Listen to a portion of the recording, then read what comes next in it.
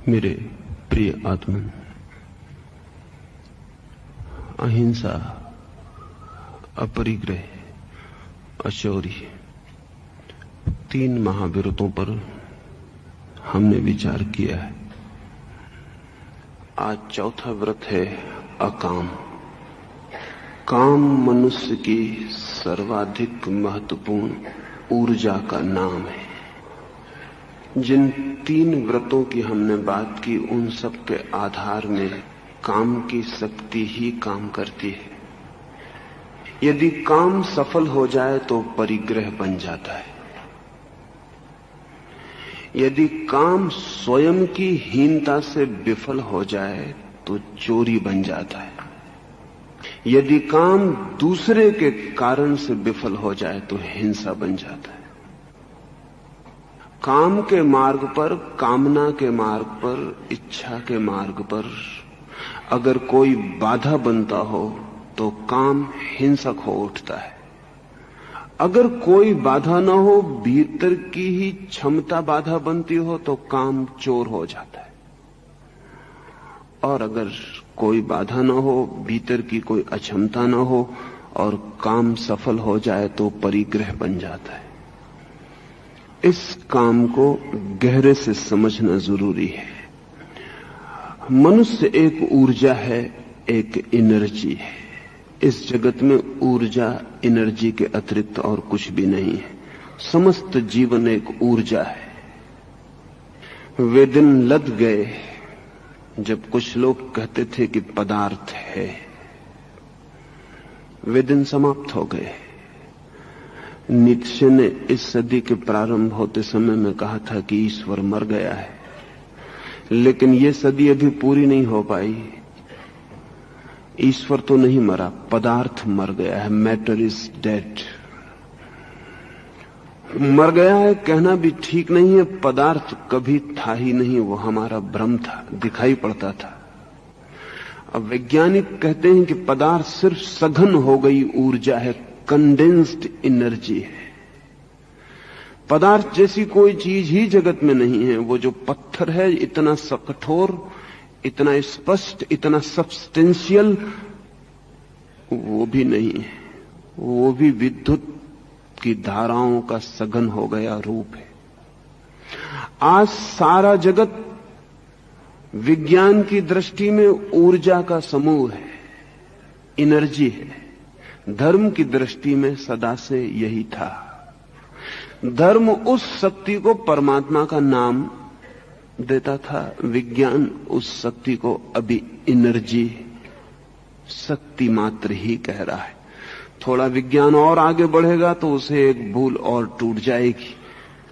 आज से 50 साल पहले विज्ञान कहता था पदार्थ ही सत्य है। आज विज्ञान कहता है शक्ति ही सत्य है। कल विज्ञान को कहना पड़ेगा कि चेतना ही सत्य है, कॉन्शसनेस ही सत्य है। जैसे विज्ञान को पता चला कि ऊर्जा का सघन रूप पदार्थ है, वैसे ही विज्ञान को आज नहीं कल पता चलेगा कि चेतना का सघन रूप एनर्जी है। ये जो ऊर्जा है जीवन की, प्रत्येक व्यक्ति भी इसी ऊर्जा का स्फुलिंग है, इसी ऊर्जा का एक छोटा सा रूप है। आप भी, मैं भी, सब। ये ऊर्जा, ये शक्ति अगर बाहर की तरफ बहे तो काम बन जाती है, वासना बन जाती है। और अगर भीतर की तरफ बहे तो अकाम बन जाती है, आत्मा बन जाती है। जो भेद है वो सिर्फ दिशा का है। काम जब लौट पड़ता है वापस अपनी तरफ, रिटर्निंग होम, वापस घर की तरफ जब कामना लौट पड़ती है तो अकाम बनता है, आत्मा बनती है। और जब काम ऊर्जा बाहर की तरफ बहती रहती है जीवन से, तो धीरे धीरे आदमी क्षीण, निर्बल, निस्तेज होता चला जाता है। और वो उसकी कामना से दुनिया में बहुत सी चीजें पा लेता है, लेकिन अपने को भर पाने से वंचित रह जाता है। जिसे हमें पाना है, शक्ति उसी की तरफ जानी चाहिए। अगर हमें बाहर की वस्तुएं पानी है तो शक्ति को बाहर जाना पड़ेगा, और अगर हमें भीतर की आत्मा पानी है तो शक्ति को भीतर जाना पड़ेगा। ध्यान रहे, काम से मेरा मतलब है बाहर बहती हुई ऊर्जा, अकाम से मतलब है भीतर बहती हुई ऊर्जा। शक्ति के दो ढंग हैं, बाहर की तरफ बहे या भीतर की तरफ बहे। जब बाहर की तरफ बहती है तो व्यक्ति और सब पा सकता है, सिर्फ स्वयं को खो देता है। और सब पा लेने का भी कोई सार नहीं अगर स्वयं खो जाए। सारा जगत भी हम पा लें तो भी कोई सार नहीं अगर उस पाने में मैं ही खो जाऊं। अगर ऊर्जा भीतर की तरफ बहती है तो अकाम बन जाती है। काम का अर्थ ही है कामना, डिजायर, इच्छा। जब भी हम कोई कामना करते हैं तो हमें बाहर की तरफ बहना पड़ता है, क्योंकि इच्छा कहीं बाहर तृप्ति की आशा बन जाती है। कुछ पाने को है बाहर तो हमें बाहर की तरफ बहना पड़ता है। हम सब बाहर बहते हुए लोग हैं, हम सब कामनाएं हैं। We are desires. 24 घंटे हम बाहर की तरफ बह रहे हैं। किसी को धन पाना है, किसी को यश पाना है, किसी को प्रेम पाना है। और बड़ा आश्चर्य तो यह है कि अगर किसी को परमात्मा भी पाना है तो भी वो बाहर की तरफ ही बहे चला जाता है। वो सोचता है कहीं आकाश में परमात्मा बैठा है। किसी को मोक्ष पाना है तो वो भी सोचता है कहीं ऊपर मोक्ष है, वो पाना है। धर्म का बाहर से कोई भी संबंध नहीं, इसलिए जिनके ईश्वर बाहर हों वो ठीक से समझ लें कि उनका धर्म से कोई नाता नहीं है। जिनका मोक्ष बाहर हो वो ठीक से समझ लें कि वो धार्मिक नहीं है। जिनके पाने की कोई भी चीज बाहर हो वो समझ लें कि वो कामी है। सिर्फ एक ही स्थिति में काम से मुक्ति होती है, और वो ये कि हम भीतर बहना शुरू हो जाए। बाहर कोई भी ऑब्जेक्ट, बाहर कोई भी पाने की चीज हमारी ऊर्जा को बाहर की तरफ ले जाती है, और हम धीरे धीरे खाली होते हैं, समाप्त हो जाते हैं। फिर दूसरा जन्म, फिर एक ऊर्जा लेके पैदा होते हैं, फिर बाहर की तरफ बहते हैं, फिर समाप्त हो जाते हैं। फिर तीसरा जन्म, फिर ऊर्जा लेके पैदा होते हैं, फिर बाहर की तरफ बहते हैं और समाप्त हो जाते हैं। जन्म के साथ हम शक्ति लेकर आते हैं, मृत्यु के साथ हम शक्ति खोकर वापस लौट जाते हैं। जो व्यक्ति मृत्यु के साथ शक्ति लेकर वापस लौटता है उसे फिर आने की जरूरत नहीं रह जाती। जन्म के साथ सभी शक्ति लेकर आते हैं, मृत्यु के साथ अधिकतम शक्ति खोकर निस्तेज, खाली कारतूस, चले हुए कारतूस, खोल रह गई है, गोली तो जा चुकी है, उस खोल को लेकर वापस लौट जाते हैं। जो व्यक्ति मरते क्षण में भी अपनी पूरी ऊर्जा को बचा के ले जाता है उसे लौटने की जरूरत नहीं पड़ती। जो कबीर की भांति मरते क्षण में कह सकता है, ज्यों की त्यों धर दीनी चदरिया, कुछ खर्च नहीं किया, कुछ खोया नहीं, दौड़े नहीं, चादर संभालो, जैसी दी थी वैसी ही वापस लौटा देते हैं। जो मृत्यु के क्षण में बिना कुछ खोए वैसा ही वापस लौट जाता है जैसा जन्म के क्षण में आया था, उसे वापस जन्म लेने की जरूरत नहीं रह जाती। अकाम जन्म मृत्यु से मुक्ति है, काम बार बार जन्मों में लौट आना है। कारण है, कोई कामना कभी ठीक अर्थों में पूरी नहीं होती, हो नहीं सकती। और जो बाहर की तरफ दौड़ने का आदी हो गया है, जब भी कोई कामना पूरी होने के करीब होती तब तक वो नई कामना बना लेता है, क्योंकि फिर बाहर की तरफ दौड़ेगा कैसे। जिसे बाहर की तरफ दौड़ना ही जिंदगी बन गई है, वो एक इच्छा पूरी हुई नहीं कि दूसरी को जन्मा लेता है, बल्कि एक के पूरे होने के साथ अनेक को जन्मा लेता है, फिर दौड़ना शुरू कर देता है। हम बाहर की तरफ दौड़ती हुई ऊर्जाएं हैं, आउट गोइंग एनर्जीज। इसलिए हम खाली कारतूसों की तरह मर जाते हैं। इसलिए हमारी मृत्यु एक सौंदर्य नहीं हो पाती। और हमारी मृत्यु एक अनुभव नहीं बन पाती। हमारी मृत्यु एक दुख, एक निस्तेज पीड़ा, एक नपुंसकता, एक इम्पोर्टेंस बन जाती। हम सब भांति टूट के समाप्त हो जाते। इसलिए मृत्यु में इतनी पीड़ा है। वो पीड़ा मृत्यु की नहीं है, वो पीड़ा निस्तेज खाली हो गए आदमी की है, जो सब भांति रिक्त हो गया, जिसमें अब कुछ भी नहीं बचा, सिर्फ खाली खोल रह गया है। इसलिए मौत दुख देती है, लेकिन मौत भी आनंद दे देती है उसे जो खाली नहीं भरा हुआ है। हम भरे हुए कैसे रह पाएं, इसी सूत्र को समझने के लिए अकाम है। लेकिन अकाम को समझने के पहले काम की समस्त यात्रा समझ लेनी चाहिए। काम किस तरह गति करता है हमारा, हम बाहर की तरफ कैसे बहते हैं, इसे समझ लेना जरूरी है। इसे हम समझ लें तो भीतर की तरफ बहना बड़ी सरल बात है, बड़ी आसान। हजारों लाखों साल से हमें पता है कि पदार्थ अणुओं से बना है, एटम्स से बना है, लेकिन हम अणु को तोड़ नहीं पाए थे। इस सदी में आके हमने अणु को तोड़ लिया। अणु को तोड़ते ही बड़ी चमत्कारीपूर्ण घटना घटी, और वो ये कि एक छोटे से अणु में, हाइड्रोजन के छोटे से अणु में या किसी भी चीज के छोटे से अणु में, जो आंख से दिखाई नहीं पड़ता, इतनी ऊर्जा छिपी थी कि टूटते ही भयंकर शक्ति का जन्म हुआ। एक छोटे से अणु के विस्फोट से हिरोशिमा में 1 लाख लोग तत्काल मृत्यु को उपलब्ध हो गए। एक छोटे से अणु में इतनी ऊर्जा छिपी थी भीतर की, फूट पड़ा तो इतना विस्फोट हुआ। विज्ञान ने अणु को तोड़कर एक बहुत कीमती बात बता दी है, वो ये कि प्रत्येक चीज के भीतर अनंत ऊर्जा छिपी है। अगर टूट जाए तो विस्फोट हो जाता है और सब बाहर बह जाता है, अगर बंद हो जाए। लेकिन हमें कभी पता नहीं था कि बंद अणु में इतनी ऊर्जा छिपी है। विज्ञान ने जो काम किया है, धर्म ने उससे ठीक उल्टा काम बहुत पहले कर लिया है। विज्ञान ने तोड़ा है अणु, धर्म ने जोड़ा था। इसलिए धर्म का नाम है योग। योग का अर्थ है जोड़। मनुष्य की चेतना भी एक अणु है, और उस अणु को अगर हम टूटा हुआ रहने दें तो उसमें से सब बह जाता है, अनंत ऊर्जा बह जाती। अगर वो अणु जुड़ जाए, बंद हो जाए, एनालिसिस नहीं, विश्लेषण नहीं, टूटे नहीं, सिंथेसिस हो जाए, संश्लिष्ट हो जाए, इंटीग्रेटेड हो जाए, बंद हो जाए, बिंदु बन जाए, अपने में बिंदु हो जाए, सब तरफ से बाहर खोना बंद हो जाए, तो अनंत ऊर्जा भीतर उपलब्ध हो जाती। इस अनंत ऊर्जा की अनुभूति अनंत परमात्मा की अनुभूति है।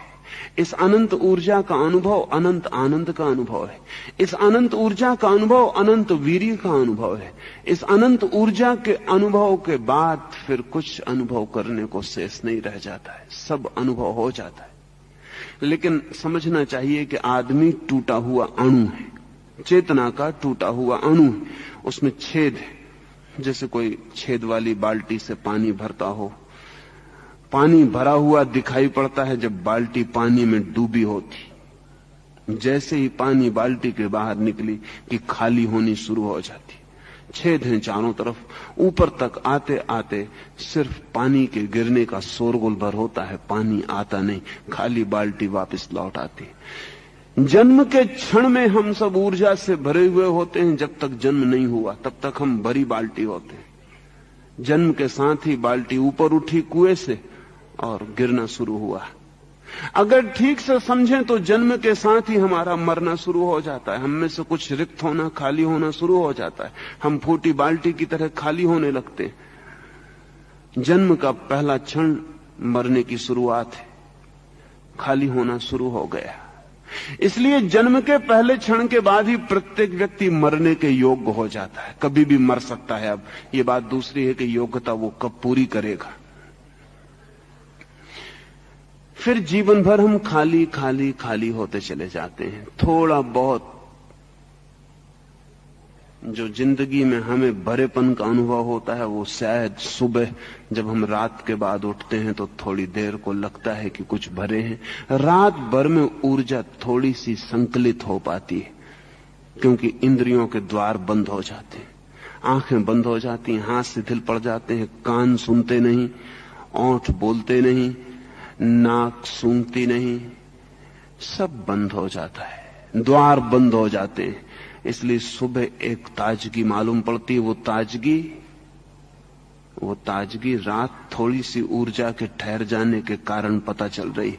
अगर कोई व्यक्ति अपनी पूरे जीवन की ऊर्जा को ठहरा ले तो वो जिस ताजगी का अनुभव करता है उसे हमें कोई भी पता नहीं है, उसका हमें कोई पता नहीं हो सकता। अगर हम अपनी जिंदगी भर की सब सुबह की ताजगी को इकट्ठा जोड़ लें तो भी उससे कुछ पता नहीं चल सकता। अगर एक व्यक्ति की नींद खो जाए तो फिर जीना मुश्किल हो जाता है, क्योंकि वो जो रात थोड़ी ऊर्जा इकट्ठी करता है वो भी बंद हो गया। 15 दिन नींद खो जाए तो आदमी पागल हो जाएगा। 15 दिन भोजन न मिले चल सकता है, 15 दिन नींद न मिले कठिनाई है। अगर कोई बीमार है और सो ना सके तो चिकित्सक पहले फिक्र करता है कि बीमारी को पीछे देख लेंगे, पहले नींद आ जाए, क्योंकि जिस ऊर्जा से बीमारी को ठीक होना है वो संकलित होनी चाहिए, संग्रहित होनी चाहिए, इकट्ठी होनी चाहिए। हम सिर्फ ऊर्जा खो रहे हैं और काम ऊर्जा को खोने की विधि है। काम के बहुत रूप हैं, उसमें सर्वाधिक सघन रूप यौन है। इसलिए धीरे धीरे काम और यौन, काम और सेक्स पर्यायवाची बन गए। भोजन से ऊर्जा मिलती है, नींद से ऊर्जा बचती है, व्यायाम से ऊर्जा जगती है, फिर इस ऊर्जा को हम खर्च करते हैं। इस ऊर्जा का बहुत सा खर्च तो सिर्फ जीवन व्यवस्था में व्यय हो जाता है। इस ऊर्जा का बहुत सा खर्च तो ऊर्जा को कल भी हम पैदा कर सके इसमें खर्च हो जाता है। इस ऊर्जा का बहुत सा खर्च तो ऊर्जा भीतर जाके पैदा हो सके। जब आप भोजन लेते हैं भीतर तो बहुत बड़ा चमत्कार घटित होता है। आप साधारण मृत पदार्थ को भीतर ले जाते हैं और आपकी जीवन ऊर्जा उसे जीवंत बनाती है, नॉन ऑर्गेनिक को ऑर्गेनिक बनाती है। उसमें बहुत ऊर्जा व्यय होती है। भोजन ऊर्जा देता है, लेकिन भोजन को करने और भोजन को खून बनाने में ऊर्जा व्यय होती है। चलते हैं तो ऊर्जा व्यय होती है, बैठते हैं तो ऊर्जा व्यय होती है, सोते हैं तो सोने में भी ऊर्जा व्यय होती है, संग्रहित भी होती है। इस सारी प्रक्रिया, जीवन की सारी प्रक्रिया के बाद जो थोड़ी बहुत ऊर्जा आपके पास बचती है, उसका आपने सिवाय काम को यौन में परिवर्तित करने के और कोई उपयोग नहीं किया है। उस ऊर्जा का आप सिर्फ सेक्स में उपयोग करते हैं। इसलिए ये समझ लेने जैसा है कि सब कुछ करके जो बचता है हमारे पास, उसका हम क्या उपयोग कर रहे हैं। उसका उपयोग अगर सिर्फ सेक्स में हो रहा है तो ध्यान रहे, ये सेक्स सिर्फ रिलीफ है, ये यौन सिर्फ ऊर्जा के भार से मुक्ति है। अब बड़े मजे की बात है, ऊर्जा इकट्ठी करने में 24 घंटे खर्च करते हैं, उसे बचाने के लिए 8 घंटे सोते हैं, खाना कमाने के लिए जिंदगी भर मेहनत करते हैं, और फिर जब ऊर्जा आपके पास आती है तो आप उस ऊर्जा के भार से भारी हो जाते हैं और उसे फेंकने के लिए कोशिश करते हैं। ये वैसा ही है जैसे कोई व्यक्ति दिन भर धन कमाए और सांझ जाके नदी में फेंक आए।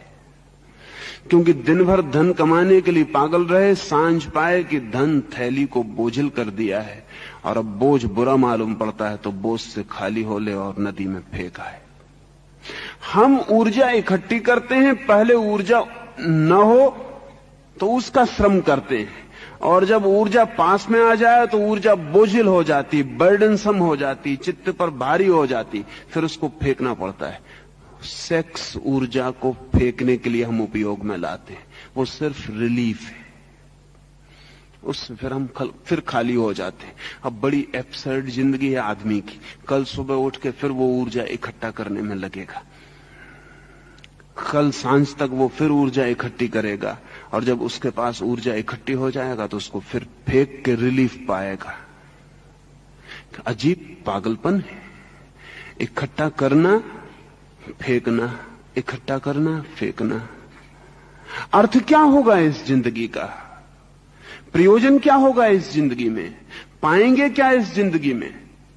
लेकिन ये हमें दिखाई नहीं पड़ता। अगर खाना ना मिले तो हम परेशान हैं, खाना मिल जाए तो हम परेशान हैं। अगर शक्ति पास में ना हो तो हम दुर्बल हैं, शक्ति पास में हो जाए तो हम दुर्बल होने को फिर आतुर हैं। आदमी एक एब्सर्डिटी है। जैसा आदमी है वो बिल्कुल ही तर्कहीनता है। जैसा आदमी है उससे जैसे बुद्धि का कोई संबंध नहीं।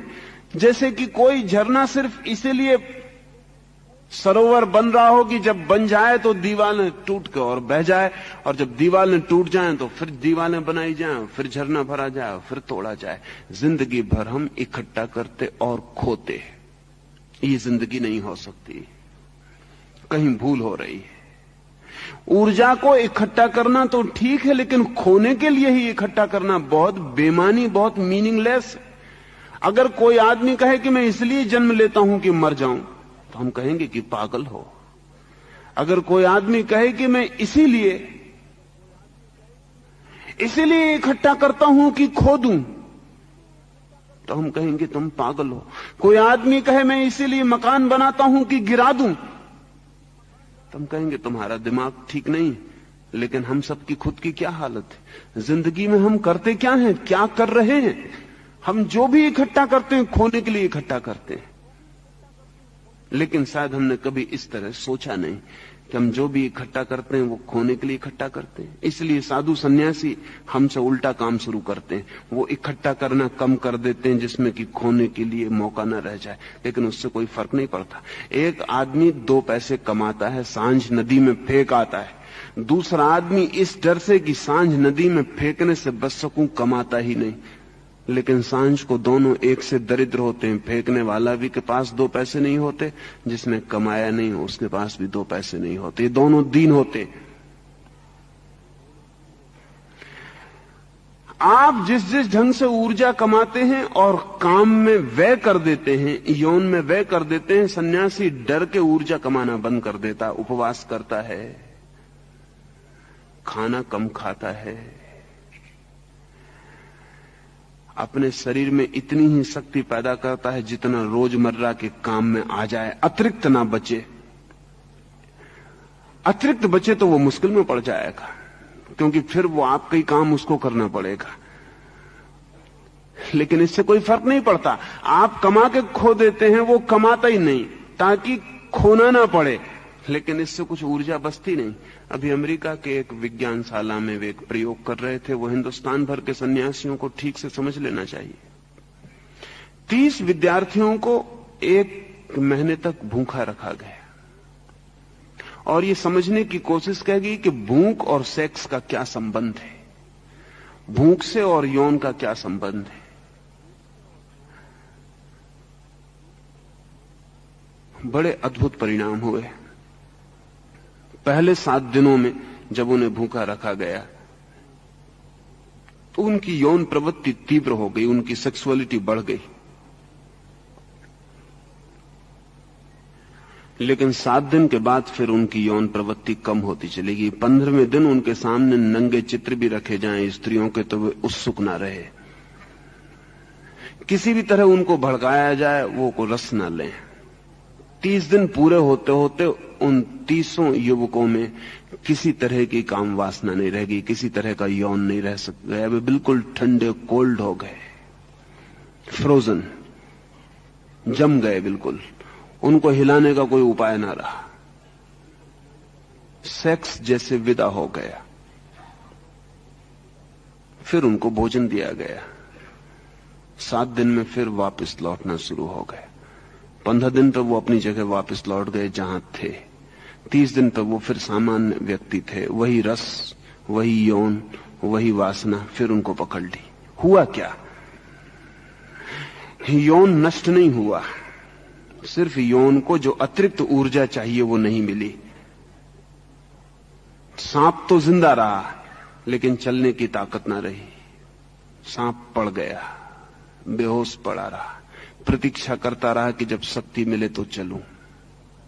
फिर शक्ति मिली, फिर सांप हिलने डोलने लगा, फिर सांप खड़ा हो गया। इन 30 दिनों के प्रयोग ने यह बताया कि सन्यासी अपने को लंबे अरसे से धोखा दे रहे हैं। हाँ, अगर इन बच्चों को अब निरंतर ही कम भोजन पर रखा जा सके, इतना भोजन दिया जाए जितना इनके चलने, उठने, बैठने, बात करने में खत्म हो जाए शक्ति, तो अब ये बिना सेक्स के जिंदा रह सकेंगे। लेकिन ये अकाम नहीं है, ये सिर्फ मुर्दा काम है, ये मरा हुआ सेक्स है, ये मुर्दा काम है, ये मुर्दा यौन है, ये अकाम नहीं है। इसलिए जिन लोगों को यह समझ में आ गया कि शक्ति इकट्ठी होती है, फिर उससे मुक्त होने के लिए, रिलीफ के लिए हमें यौन में जाना पड़ता है, उन लोगों ने शक्ति इकट्ठी करनी बंद कर दी। वे भी वही भ्रांति में हैं जिस भ्रांति में बाकी लोग हैं। गृहस्थ और सन्यासी भ्रांतियों के उल्टे छोर हैं। अकाम का यह अर्थ नहीं है। अकाम का अर्थ है शक्ति तो पैदा हो, लेकिन यौन से विसर्जित ना हो, संग्रहित हो। और जब शक्ति बहुत बड़े पैमाने पर संग्रहित होती है और यौन से विसर्जित नहीं होती, तो वो शक्ति आपके भीतर ऊर्ध्वगमन शुरू करती है। जैसे कि हम एक नदी की बाढ़ को रोक दें, बांध बना दें, तो नदी की जो गहराई थी, समझ लें 10 फीट थी, बांध बनाने पर बांध में गहराई 100 फीट हो जाएगी। और नदी जितनी रुकने लगेगी उतनी ही दीवार बड़ी करनी पड़ेगी और बांध गहरा होता जाएगा। बांध 1000 फीट गहरा भी हो सकता है, ऊपर उठने लगेगा। जब भी कोई शक्ति रोकी जाती है तो ऊपर उठती है, क्योंकि संग्रहित होती है। जब आपके भीतर शक्ति अतिरिक्त इकट्ठी होने लगती है तो आपके भीतर शक्ति का अंबार लगता है और ऊपर की तरफ उठनी शुरू हो जाती है। अभी आपकी सेक्स लेवल से ऊपर शक्ति कभी नहीं उठती। बस आपकी जिंदगी का जो सेक्स का तल है, यौन का जो तल है, शक्ति वहां तक जरी ऊपर उठी कि आपने उसे व्यय किया, फिर आप अपनी जगह लौट आए। अगर ये शक्ति इकट्ठी हो तो ये सेक्स लेवल से ऊपर उठती है। और ध्यान रहे, सेक्स मनुष्य का निम्नतम सेंटर है, नीचे से नीचे का द्वार है, उसके ऊपर और बड़े द्वार है। अगर ये शक्ति ऊपर उठे तो ये दूसरे द्वार खोलना शुरू करती है। समझ लें कि मनुष्य के भीतर सेक्स जैसे 6 द्वार और हैं, और एक एक द्वार पर आती है तो आनंद की गति बढ़ती है और आप हैरान होते हैं। जब सेक्स से ऊपर उठ के दूसरे चक्र पर शक्ति आती है तो आप हैरान होते हैं कि मैं कैसा पागल था, मैं शक्ति को कहां खो रहा था। यहां खोऊं तो बहुत आनंद आता है, उससे बहुत ज्यादा आता है जो पहले केंद्र पर आ रहा था। जैसे कोई आदमी खदान खोद रहा है, उसे कंकड़ पत्थर मिल जाते हैं, वो उन्हीं को रंगीन कंकड़ पत्थरों को लेकर घर आ जाता है। फिर उससे कोई कहता है कि पागल, ये रंगीन कंकड़ पत्थर है, थोड़ा और खोद। वो थोड़ा और खोदता है और उसे तांबा मिल जाता है। वो घर लौट आता है, बाजार में कुछ पैसे उसे तांबे के मिल जाते हैं, लेकिन कोई उससे कहता है कि पागल थोड़ा और खोद, और वो खोदता चला जाता है और चांदी मिलती है और सोना मिलता है और हीरे जवाहरात मिलते हैं, और वो खोदता चला जाता है। हम व्यक्तित्व की पहली परत पर जी रहे हैं, सेक्स की परत पर, जहां की कंकड़ पत्थर से ज्यादा कुछ नहीं मिल सकता। अगर वहां से ऊर्जा इकट्ठी हो और थोड़ी आगे बढ़े तो दूसरा चक्र खुलना शुरू होता है, जहां की सुख के तल बदल जाते हैं। और ध्यान रहे, सेक्स के तल पर दूसरे को होना जरूरी है हमारे सुख के लिए। दूसरे चक्र पर दूसरे का होना जरूरी नहीं, हम अकेले काफी हो जाते हैं और व्यक्ति मुक्त होने लगता है। 7वें चक्र पर जब ऊर्जा पहुंचती है, आपके मस्तिष्क तक जब ऊर्जा पहुंच जाती है, जब आपकी शक्ति इतनी भर जाती है कि सेक्स सेंटर और सहस्त्रार के बीच दोनों में शक्ति प्रवाहित होने लगती है, तो कोई उसे कुंडलनी कहे, कोई उसे कोई और नाम दे, इससे कोई फर्क नहीं पड़ता। जिस दिन आपकी ऊर्जा इतनी इकट्ठी है कि आपके मस्तिष्क के चक्रों को भी चलाने लगती है, उस दिन आप पहली बार आत्मज्ञान को उपलब्ध होते हैं, ब्रह्म को उपलब्ध होते हैं। उस दिन आप जानते हैं कि कहां पहुंच गया। आपने लेकिन हम पहले ही चक्र पर खो जाते हैं जिंदगी को। वो हमारा छिद्र सब कुछ विदा करवा देता है। लेकिन इसका क्या मतलब है? इसका मैं ये कह रहा हूं कि आप सेक्स को दबाएं, रोकें। अगर आपने दबाया और रोका तो आप कभी भी ना रोक पाएंगे, क्योंकि शक्ति का एक नियम है कि दबाई गई शक्ति विद्रोही हो जाती है। और जिस शक्ति को जितने जोर से दबाया जाता है वो उतने जोर से रिपेल करती और रिएक्ट करती है। किसी शक्ति को भी दबाया नहीं जा सकता। शक्ति को सिर्फ मार्ग दिए जा सकते हैं। दो ढंग है। शक्ति को नया मार्ग दें तो शक्ति उससे प्रवाहित होने लगती है, या शक्ति का पुराना मार्ग रोकें तो शक्ति उसी मार्ग पर जोर से चोट करने लगती है। तो जो लोग भी सेक्स से लड़ेंगे वो जिंदगी भर के लिए कामुक रह जाए, वो कभी काम के बाहर नहीं जा सकते। सेक्स से लड़के कभी कोई व्यक्ति ऊपर के चक्रों तक नहीं पहुंचा है, जीवन की ऊंचाइयां नहीं छुई हैं। हां, जीवन के ऊपर के चक्रों को गतिमान करके कोई व्यक्ति जरूर सेक्स से मुक्त हो गया है। ब्रह्मचर्य सेक्स से लड़ाई नहीं है। ब्रह्मचर्य सेक्स से ऊंचे केंद्रों का सक्रिय हो जाना है। इसलिए निगेटिव मत पकड़ लेना, जैसा कि हजारों साल से इस मुल्क में हम पकड़े हुए हैं। हजारों साल से ये हमारी समझ में आ गया था बहुत पहले कि ये ऊर्जा अगर रुक जाए तो बड़े आनंद के द्वार खोल देती, लेकिन ये ऊर्जा रुके कैसे? तो हम रोक लें इसे जबरदस्ती। जितना आप रोकेंगे ये ऊर्जा धक्का देगी, और जिस जगह आप रोकेंगे वहां ध्यान तो रखना ही पड़ेगा, और जिस चक्र पर ध्यान होगा वो चक्र सक्रिय रहता है। इसलिए जो लोग ऊर्जा को रोकते हैं काम के बिंदु पर, यौन के बिंदु पर, वे यौन के प्रति अति सक्रिय हो जाते हैं। सच तो यह है कि उनका पूरा व्यक्तित्व जन्नेन्द्रिय बन जाता है, वे उसके बाहर नहीं रह जाते। उनका सारा बोध वहीं अटक जाता है, उनकी चेतना वहीं उलझ जाती है, और वो उलझी हुई चेतना जितनी चोट करती है उतना ही वो केंद्र सक्रिय होता है। जब वो केंद्र सक्रिय जोर से होता है तो उनके पास एक ही उपाय बचता है कि भोजन कम कर दें, व्यायाम कम कर दें और मुर्दे की तरह जीने लगें ताकि ऊर्जा पैदा ना हो। इससे कोई फर्क नहीं पड़ता। इससे तो साधारण ग्रस्त अच्छा है, कम से कम ऊर्जा पैदा तो करता है। ऊर्जा पैदा हो तो किसी दिन ऊपर की यात्रा भी हो सकती है। सन्यासी इससे बुरी हालत में वो ऊर्जा पैदा नहीं करता। हालांकि उसकी ऊर्जा बाहर नहीं जाती, लेकिन उसके पास ऊर्जा होती भी नहीं कि ऊपर जा सके। ऊर्जा चाहिए ही। जो बाहर जाती है वो भीतर जा सकती है, लेकिन जो बाहर जाने योग्य भी नहीं रही वो भीतर जाने योग्य कभी नहीं रह जाती। जो बाहर की ही यात्रा करने में असमर्थ हो गया है वो भीतर की यात्रा कभी ना कर सकेगा। इसलिए एक बात तो पहली ये ध्यान रख लेना कि हमारे पास अतिरिक्त ऊर्जा चाहिए ही।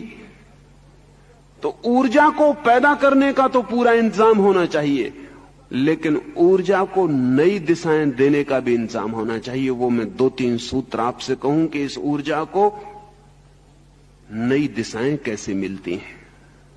एक, सिर्फ हम